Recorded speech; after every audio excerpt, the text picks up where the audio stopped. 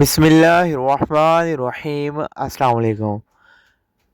گرمی کی لہر سعودی عربیہ سمیت مختلف ممالک میں بڑی تیزی سے بڑھ رہی ہے۔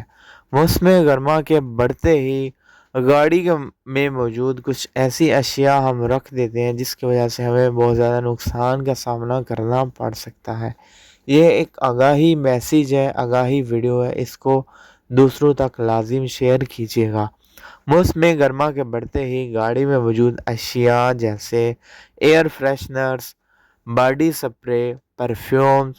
پاور بینک، لائٹر اور کسی بھی قسم کی جو بیٹری ہے، لیتھیم بیٹری، موبائل فون کی بیٹری وغیرہ اگر گاڑی میں موجود ہوتی ہے تو عام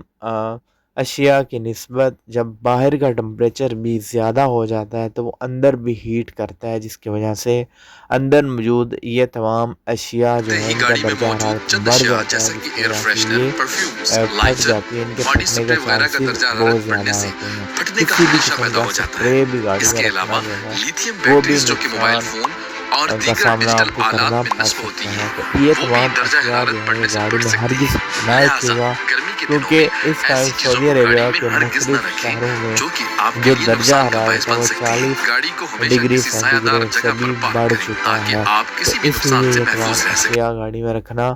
جو ہے وہ نقصان کا باعث بن سکتا ہے۔ اس کے علاوہ